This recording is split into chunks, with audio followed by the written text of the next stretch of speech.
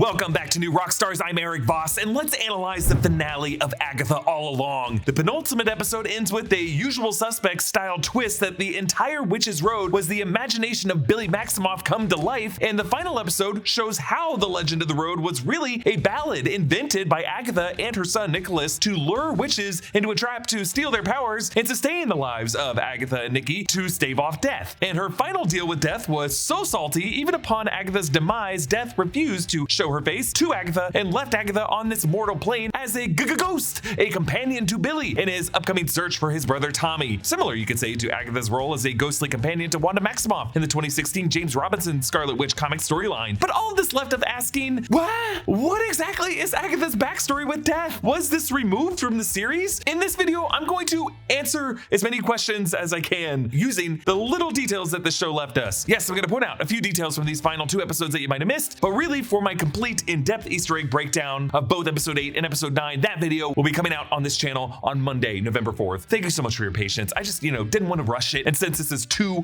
longer episodes, we just needed a couple extra days to do a proper in-depth visual analysis that you all have come to expect from New Rockstars. Okay, the final two episodes of Agatha answer most of the questions, but leave a few pieces missing, or really just one big piece. In episode 8, Follow Me, My Friend, to Glory at the end, Rio, aka Death, brings Alice Wu Gulliver to an afterlife. Billy and Jen realize that Rio is Death and Agatha's ex-lover, and Agatha and Death establish that Billy disrupted the sacred balance by inhabiting the body of William Kaplan, and that Death wants to fix that, but Billy must voluntarily offer himself because if he's killed, he will just reincarnate in the body of another and they won't be able to find him. Now, why would Billy reincarnate? Well, because he is a manifestation of Wanda's grief, which equals love persevering. Again, persevering, which means that Wanda's magic was so powerful, it will always live on in whatever vessel it can find. Agatha agrees to help Billy locate Tommy, but plans to let Death take Billy if Death will never ever show her face to Agatha again, even when she dies. So Agatha, Jen, and Billy circle back to the start of the Witch's Road and enter the final trial, the Earth trial, where they must grow something in a windowless morgue. Jen realizes that it was Agatha who helped the doctors in the 1920s bind her, Agatha casting a spell for money, and she claims to not have realized at the time that the binding spell was for Jen. Jen unbinds herself and she finally escapes. Agatha helps Billy mentally locate where Tommy went, and Billy sees flashes of a mystery boy being bullied at a lakeside location, resulting in an accidental drowning, but we don't see the face of this new Tommy. But Billy indicates that Tommy doesn't have a very good life. The people, the family, there's no one to love him. He's got no one. A crack forms in the floor, and Agatha uses a teardrop and a seed from a dandelion, reminding her of Nicholas, to grow a new dandelion, and that is enough to help her escape this morgue trial to find herself in her backyard in a battle with Death. Agatha takes Lilia's advice to duck at the right moment, but struggles in a duel with Death. Billy returns in his complete comic-accurate Wiccan wardrobe to help, but still neither are strong enough to defeat Death. Agatha initially offers Billy, but Billy finally gets in Agatha's head and asks if this is what she did with Nicholas, so Agatha surrenders herself into a kiss from Death, allowing herself to die. Death lets Billy leave, and Billy returns to his home and realizes, in a reveal sequence akin to The Usual Suspects and The Sixth Sense, and sure, you could say the final twist of Sharp Objects on HBO, that the entire Witch's Road was his creation, who's Billy all along, using decor and figurines from his and William's bedroom, and the reality manifesting magic inherited from the Scarlet Witch. So, the trees and the leaves were decor from Billy's room and William's bar mitzvah table centerpieces. That's why Billy said it was just like he imagined it when he first traversed the road in episode 3. The shifting colors of the road, perhaps meant to be like a rainbow, and maybe an expression of Billy's queer identity. Jen's beach house, based on a poster in Billy's room. Alice's house, based on posters of Lorna Wu and Fleetwood Mac in his room. Agatha's sleepover was filled with triangular string lights that Billy had in his room, along with various board games like Ouija. Lilia's castle, based on the tarot cards Billy had in his room, and the Wizard of Oz figurines and posters that he had in his room. And of course, the Hexenbezen was Billy's suggestion, and every first clue that initiated the trial was found by him. He was always the one pushing the others along, like he demanded Agatha finish her wine, and after Jen had told Billy the theory that Agatha traded her son for the Darkhold, that's what Agatha saw in Nicholas's cradle. Now, normally, this kind of battle and reveal would appear in a Marvel series finale, but this show changed things up and placed it in the penultimate episode, leaving the finale for other more emotional reveals. So in episode 9, Maiden Mother Crone, we find Agatha in 1750 in labor with a baby son. She struggles with the delivery and death Death arrives to claim the child, but Agatha begs Death not to take him, asking for more time. Interestingly, we do not learn who the father was, how Agatha first met Death, when, where, or how Agatha acquired the Darkhold, or why exactly the Salemites put Agatha on trial 57 years earlier in Salem in 1693,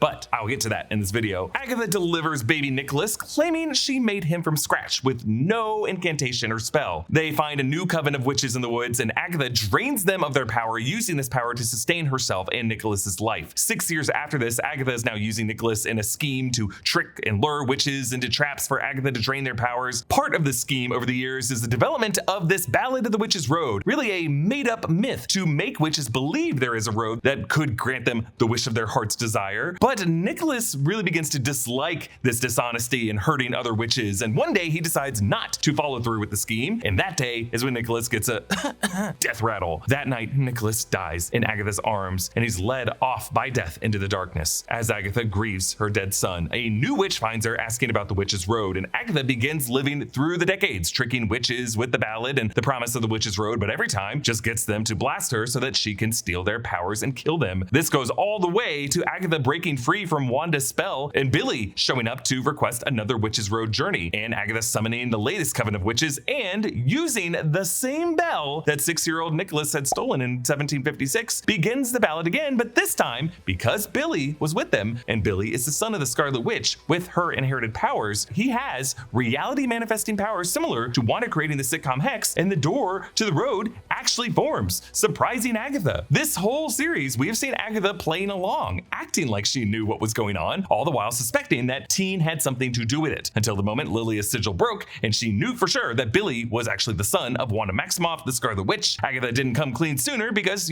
she didn't want the others to know that she never actually had gone down the road before, that it was all a lie that she had invented to trick witches into killing them. In fact, her messing up the lyrics of the ballad before, thinking the line was of Coven 2 and not of Coven True, was a telltale sign. For her and Nicholas, the words were always of Coven 2, and for Agatha, it was never of Coven True because she was never truthful. Now, since Agatha made the deal with Death to never have to see her face again, Agatha now returns as a ghost with gray hair, similar to the ghostly form Agatha takes in the 2016 James Robinson Scarlet Witch series that first introduced the concept of the Witch's Road, though we should note in that run, the road was a real realm shared by all witches, not a myth made up by one of them. Billy agonizes over his part in the Witch's Road since it resulted in the deaths of Alice and Lilia and Mrs. Davis. Who? Agatha points out that since her original plan was to kill Jen as well, and Jen escaped, it's a net positive. Jen, by the way, now unbound, simply flies away from Westview, perhaps never knowing that the whole road was Billy's creation and Agatha's lie that Agatha finally got caught in. Billy draws a pentagram in the basement of Agatha's home and tries to banish Agatha's ghost to the afterlife using her maiden mother crone brooch, but she won't go because she finally confesses she can't face him, referring to Nicholas Scratch. This confession finally establishes Agatha's unresolved issues binding her to this mortal plane, and she is able to pick up the brooch as the maiden mother crone vanish because Agatha has gone through those 3 phases of a mortal witch's life. Billy suggests that Nicholas would have forgiven her, and Agatha believes that they'd make a good team, and the two of them go off in search of Tommy. End of series. Now, I recapped what happens in these final 2 episodes really just to lay out what does get answered and what feels conspicuously missing. So to address those, let's first discuss why is Agatha a ghost? Everybody's gotten an urgent text message from some shady number claiming to be the IRS, and they really need your most sensitive data right now. It's a phishing scam, and we know not to fall for it, but how did they get your phone number in the first place? Data brokers sell your most sensitive data to scammers, but you can reclaim control over your data with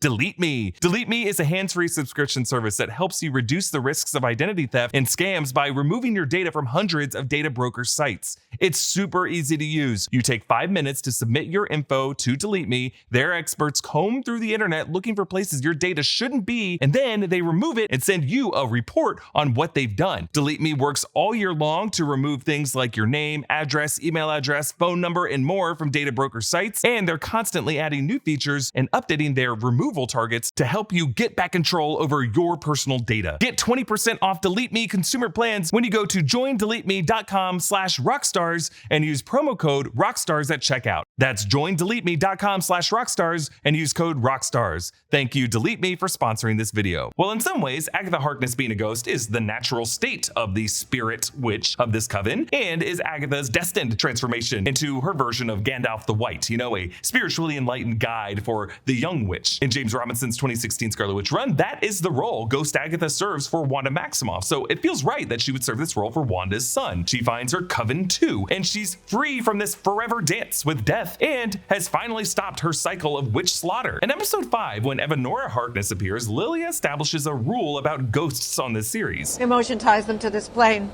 They have unfinished business. So what is Agatha's emotion, her unfinished business? Well, it seems like she cannot emotionally face her son Nicholas Scratch until she has helped Wanda Maximoff's two sons reunite. Marvel executive Brad Winderbaum said that this Agatha series is part 2 of a trilogy with WandaVision, a trilogy that will end with Vision Quest. That series will follow White Vision and Ultron, and it sounds like it'll come in 2026, and I assume it must also include Billy's search for Tommy. Otherwise, we might not follow up with the search until a Young Avengers or Children's Crusade series that would have to wait until 2027 or beyond. But Ghost Agatha is just a fascinating visual incarnation of the character who must show up now in any supernatural based story that the MCU has from here on out. Like, Ghost Agatha needs to be to Marvel horror what Wong has been to Marvel, well, everything. Really, the bigger questions from this finale center around what happened to Agatha before the finale picks up with her in 1750. Who was Nicholas Scratch's father? Agatha tells a newborn baby that she made him from scratch. I spoke no spell. I said no incantation. You were made from scratch. It's a very sweet thing to tell a baby that will later have the name Nicholas Scratch, but also makes us wonder what Agatha means by from scratch. Does she mean the old-fashioned way, using perhaps her succubus powers that were mentioned on her Bruhapedia profile? Was there some man in the early 18th century New England whom Agatha conceived this child with? One theory I'll throw out there is to remember Billy's Agatha research from the internet included Abigail Adams on the list of witches, and Agatha mentioned disrupting the Revolutionary Era Daughters of Liberty. And in the year 1750, John Adams was a 15-year-old son of a deacon in the Massachusetts area, 1 year before he enrolled in Harvard in 1751. John Adams, I know him. I'm just saying, a love triangle with the future second president of the United States is possible here, albeit unlikely. Really, no spell, no incantation tells us that Agatha must not have used any witchcraft or magic or sorcery or really deals with death or knowing it deals with Mephisto to conceive this child. I suppose it is possible that Agatha met someone who was posing as a mortal man in mid-18th century Massachusetts, someone who might have been Old Scratch or Mephisto, and she just didn't realize who he really was, and now Death is trying to correct that imbalance by taking the son that was produced by this. Either way, there was probably a father, but I think the point of this scene and this line from Agatha is the father doesn't matter. Agatha is the one who carried him and delivered him. But there must have been some history between Agatha and Death. So what was Agatha and Death's backstory? When Death first appears to Agatha as Agatha is struggling to deliver baby Nicky, Agatha recognizes her. It cannot be. It must be. Please let him live. Please, my love. Please. Agatha and Death therefore were in a relationship before this point. And as of this moment, Agatha and Death were still in that relationship because Agatha calls her my love. Why didn't this series show how Agatha and Rio met? And why, after episode 1 focused so heavily on the Darkhold, did the series not establish any firm backstory for how Agatha attained it? Well, when you look back at Agatha's origin point in WandaVision episode 8 in Salem 1693, and consider that this series introduced the Salem Seven as the vengeful daughters of the Salemites who took on animalistic qualities, we can definitely deduce a very specifically shaped missing piece from this series. It could have been a scripted scene that wasn't shot, or one shot scene that was removed from the edit. Episode runtimes vary on this series, but I guess it's worth noting that episode 9 is 7 minutes shorter than episode 8. I just think it's possible that episode 9 was going to open in a scene earlier than 1750, sometime around or before 1693. WandaVision episode 8 only hinted at why Wanda was on trial. Stole knowledge above your age and station. I did not break your rules. They simply bent to my power. So Agatha's first meeting with Death must have happened before that. It was meeting Death from a young age that instilled Agatha with this advanced magic to absorb magic from witches when she is blasted. When she does it to the Salemites, that was the first time she did that. It surprised her. So we needed a scene in which Agatha was a girl, why Evanora thought she was evil from birth, that showed when Agatha first met Death, was first seduced by Death, and first acquired the Darkhold and and these powers. And we needed a scene where the daughters of the Salemites first realized what Agatha did to their mothers. I don't know, maybe the producers of Agatha thought that whatever that scene was could have been too similar to the flashback of the witches of Brendok and the Acolyte, the way they used sorcery, the virgins of the Force to magically conceive twins that ultimately led to that all-female coven of witches to die. Maybe the producers of the show instead just chose to begin Agatha's journey with her as a lone pregnant witch who conceived her son without magic in 1750. But part of this missing sequence would also be who Agatha met and made Nicholas scratch from scratch with. And hey, if those reports are true that Sacha Baron Cohen is appearing in Ironheart coming June 2025, we now know that history with Agatha could be a flashback that they just saved for that series. Actually, Agatha showrunner Jack Schaefer told The Wrap that a further backstory between Agatha and Rio was discussed in the writer's room, and she implied that the meet-cute between the characters was something close to what Jennifer Cale told Billy, that these two met over corpses. Perhaps, Schaefer implied, the bodies of the Salemites at Agatha's trial. So I think a return to the aftermath of that trial and the origin of the Salem 7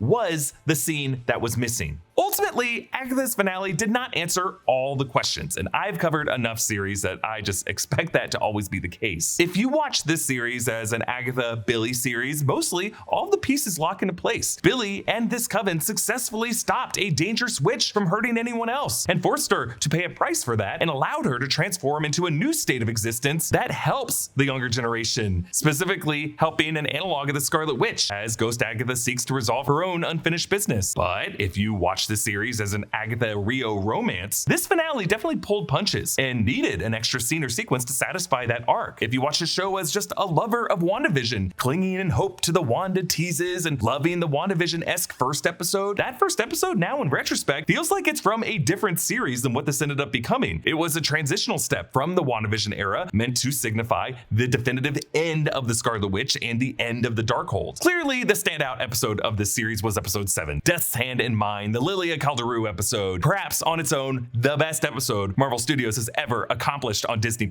And for anyone who feels that that episode means less now, the deaths of Lilia or Alice or Sharon Davis were all for naught because they would just be part of a witch's road that was at first a trick and ultimately a random teen's imagination come to life. If you feel that way, I get it. I felt that way a little bit on Wednesday night. But when you reflect on this series as a whole, Alice and Lilia needed this road to find inner peace that they otherwise never would have found. And the world needed their sacrifices to stop the cycle of suffering Agatha had been causing for hundreds of years. Now, Wanda Maximoff was able to pause Agatha's crimes with her spell, but after Wanda's death, the world needed Wiccan to take action, to create the road, and to transform the worst witch into the greatest ghost. Now, did Sharon Davis ever amount to anything more than collateral damage? Well, to that ultimately unanswered question, I think this show would just answer, who's Sharon? So, tomorrow, Jessica Clemons and I will team up for our special episode of the Sneak Peek to look at Marvel's future beyond this series. On Sunday, Jessica's breakdown of The Penguin, episode 7, will come to this channel, and then on Monday will be my Easter egg breakdown of Agatha All Along, episodes 8 and 9. Thank you so much for your patience. Comment down below with your thoughts on this finale. Follow me at EA Voss, subscribe to all 3 channels on the New Rockstars Network for breakdowns and news coverage of everything you love. Again, get 20% off Delete Me consumer plans when you go to joindeleteme.com/rockstars and use promo code Rockstars at checkout. That's joindeleteme.com/rockstars and use code Rockstars. Thank you, Delete Me, for sponsoring this video. Thanks for watching, and I'll see you next time. Bye.